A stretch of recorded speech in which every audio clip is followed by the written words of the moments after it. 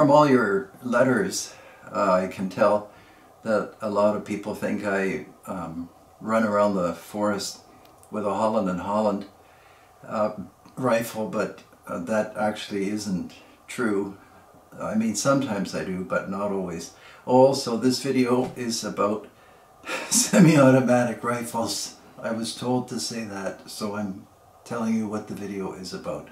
And that's a good thing to talk about. Anyway, getting back to the leaping and creeping through the forest thing. Actually, quite often I hunt with very practical rifles, and one of the most practical types of rifles that I use are either these Remingtons or Winchester, which we've talked about them before. I don't have a Browning bar on the table, and at the end of the video or somewhere in there, I'll tell you why I select one as my favorite, or the one that I think is the best of the lot.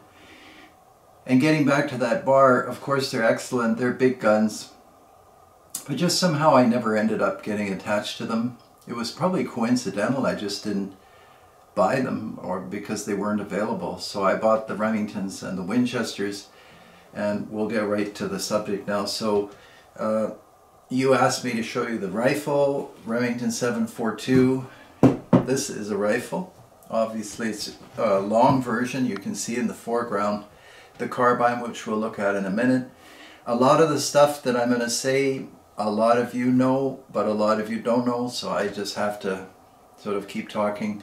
This is a scarce model. It's in 6mm Remington, and it's one of my favorite cartridges. Just an excellent all-around kind of deer size game cartridge. And it has has nothing to do with semi-automatic rifles, but you can see that it has see-through scope mounts, so you can look through the bottom of the scope mount and see the iron sights, which is very practical. I mean, it does put the scope quite high, but you have an instant choice, which is why these are still made and are popular, the sights that is. So that's the full-size 742, and I actually have a bunch of these which we can't get, they're off camera, because many people have problems with them, and I buy those for sometimes embarrassingly low prices, and I can talk to you about that on another video. Anyway, there's the rifle. Keep repeating myself, and here's the carbine. This is the one that most people would like to own, and I guess I should flip them around. You can see we've been playing with the white stuff again. This is 30-06. The barrel looks short because it is 18.5 inches. You definitely notice that this is the old stock style, and I'll flip this around right now so you can see the action. Of course, before filming we go over all these firearms many times, so nothing here is loaded or anywhere approaching that. But that's the carbine. I hunted, yeah, quite often with not this particular carbine, but a similar one in 308. They're just so handy, and like I said, you wouldn't think I run around with a little semi-automatic, but I sometimes do. In fact, I may take this on a hunt that's supposed to be coming up, but we'll see. Anyhow, very easy to operate. You know most of this, and the bolt release is here. I can show that to you again. So that's how this works, and that's how the rifle works. I had this all taken apart for you to show you gas systems, to compare the 100 with the 742. They're both excellent gas systems. What I can say, getting back to the subject of all of these letters I received about how horrible these rifles are, this is not a good rifle or carbine to take apart. And the ones that I receive in pieces, or where you can't open the bolt because it's stuck, or there's chatter or anything like that, it's almost always disassembly or maintenance. Because I've used these for decades, I've never had any of those issues from any of them. Anyhow, that's the 742 carbine. I think these are extremely popular in the woods.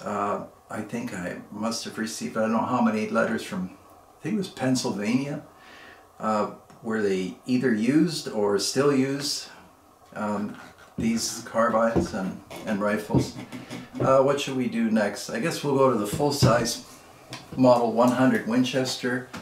A lot of people say the gas system is based on the M14.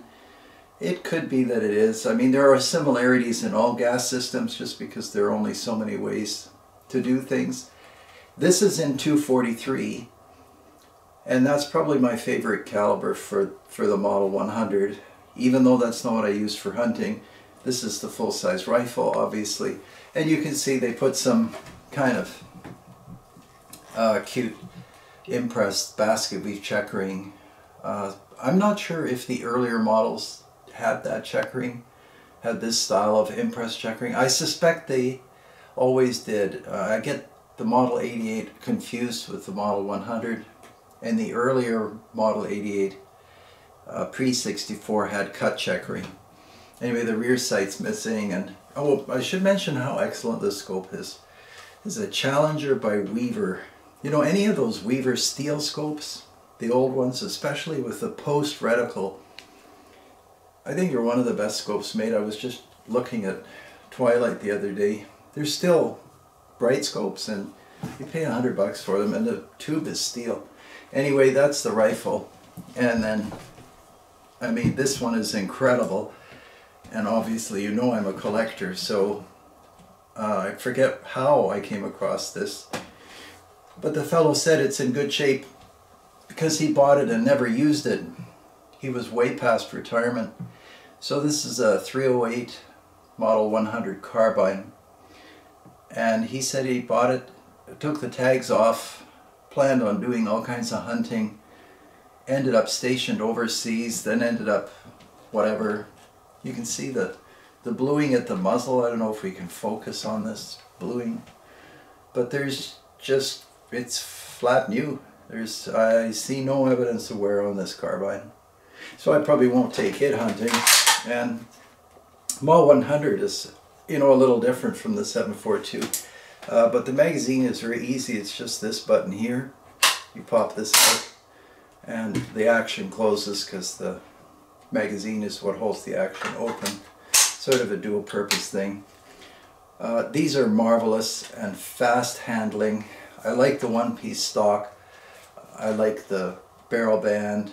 Just the whole rig is excellent. I have one in 284, and that's the one I usually take hunting. I had a 243, and then I made a video, and then a gentleman actually contacted me and bought the one from the video. As far as reliability goes, I shoot all of these without any problems. The odd time, if there is a problem, it's a failure to eject, so the brass case will end up stuck, and that quite frequently is because of the temperature or something has changed and the action just doesn't get enough of a kick from the gas to eject the round. But that's so easily solved that it's not an issue. So I can't really say that any of these are unreliable in my experience. I know that from your notes, my goodness, some of the most dramatic letters I've received were about how bad the 742 is, but I just have not had that experience. And many of you write me the opposite, that you've owned them for decades and never had a problem. So obviously something is going on there, but I'm not sure what. And getting back to the conclusion, yeah, you probably figured it out already. I think that if you don't want to run around the forest with a black rifle, and I get letters like that, the people, have relatives or somebody says, I don't like it when you go hunting with a stag tin or whatever it is, and who knows if that's the right or wrong opinion, but they write and ask for an alternative. And it's surprising, these rifles and carbines are not that old, but they disappear into the fog of the past very quickly. So hopefully my channel kind of helps shed some light on these. And if you can pick up a Model 100 carbine, I think you'll find, give it a cleaning. I wouldn't take it into, you know, minute pieces. There are videos on how to take these apart just for regular cleaning, and that's all that's required. And you know I'm a broken record on this channel. I've seen more guns destroyed by well-meaning owners taking them apart, taking triggers apart, and just causing untold trouble. Yeah, that 100 carbine, I hope I can find one in 243 again. That last one was just a tack driver. Oh, last thing I probably can mention is this 6mm. I don't know what it is about this rifle, but I should flip it around. This is, I would easily go to a shoot with Model 700s. It's so accurate, whether it's because it's 6mm or what it is, I don't know. And you may have noticed, not on this, yeah, somebody put their social security numbers all across. Actually, I don't know what number that is. It's a lot of numbers, and they put their name here on the action. I guess, you know, to prevent theft or something. Anyway, these things don't faze me. They're not a big deal to clean up or just leave the way they are. But once again, this one is just superbly accurate, but they're all more than accurate enough for hunting. So, getting back to my first comment, yeah, in the real world, I hunt with probably rifles quite similar to what most of you hunt with. I might own fancy ones, but and I take them out just because I may own them for a while. But these are all great. I like the Remington 760 pump action. It's one of my favorites. Anyhow, I hope that's helpful in some way for those of you that are looking for something that doesn't have a black polymer stock, or maybe you want something a little different for a change. These are excellent. Now I'm supposed to remind you to please support the channel. Apparently there are links below. I don't see anything, but maybe you do. And Patreon is great. Help us on Patreon. This channel doesn't happen from nothing, so anything you can do would be much appreciated. And I know I'm totally disorganized, but you know, the best news is this studio is full of bugs today. And I was thinking, you're gonna have bugs flying. I don't know why there's so many bugs in here, but we didn't have any bug issues, so that was a good thing. Anyway, you take care out there, and we'll see you on the next video.